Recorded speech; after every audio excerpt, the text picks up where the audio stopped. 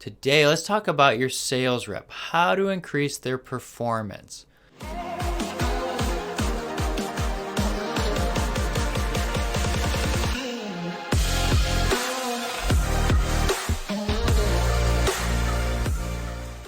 that's an arbitrary number, right? Most time everybody says, well, you just need to increase 10 or 15% over last year's numbers. Well, we need to be focused in on what that really looks like. If the market's going to be down for our industry, how can we expect them to just grow, right? Now, we need to make sure that we're studying the market and we know what a good number is. But if it's somebody who's consistently failing, why are they failing? And the first question that I often ask anytime when people say that they're having lack of success in sales is, what's your sales process? And now everybody looks at me right now and says, why are you asking that question? Well, if your sales process isn't successful, isn't answering the 5 buying decisions that the customer has, how can your salespeople perform? How can they answer the customer's needs? How can you value the customer and support them?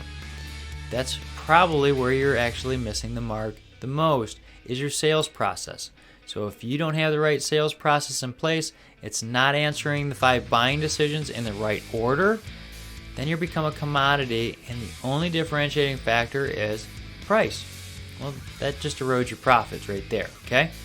So make sure that you have the right sales process in place so people can go through and do it well. You also need to make sure that you're answering the first buying decision really well. That's the foundation of everything. It's the salesperson. Is that person answering the 3 questions that the customer has? Do I like you? Do I trust you? And how can you help me? Because if they're not asking the right questions, they're not showing up well, they're not likable and trustworthy, people aren't doing business with them. I mean, think about it. When's the last time you bought something for somebody you couldn't stand? You didn't. You left and went somewhere else to buy the product or service, right? So we need to make sure that our salespeople are following the process, finding out the issues, the ramifications, the situation, making sure they're addressing those to actually understand the needs of the customer so they can provide the right solution. Because if they don't, they're not going to be successful. Your sales process is the roadmap on how you do that. Now, we also need to make sure that we're investing into our sales teams and all of our teams. So once a year, you should be doing a group training. That's right. Bring everybody together. Invest in them. Because if you invest in them, they'll grow. Learners are growers. And byproduct, increased sales. So bring everybody together. Have that annual training. Bring somebody in to do that training that's outside your organization. Sure they align with what you're trying to do, but have that other output from somebody else, because the more you hear it from different people, people start recognizing it as truth and they'll start buying in more. That could be one of your issues. So have that trainer come in. And then after that training, hold everybody back for a couple things. The first is to do a debrief. All professional sports teams, the Navy SEALs, all these big top performers do debriefs. They go back through and review what they've done, what they've missed on, and how they can do better. In this training, you go through and actually understand what you've done better. Because as iron sharpens iron, everybody's going to get better when they're talking together and understanding it. Because someone's going to give a different perspective on something that's going to click that someone didn't get while they're drinking from that fire hose of that training.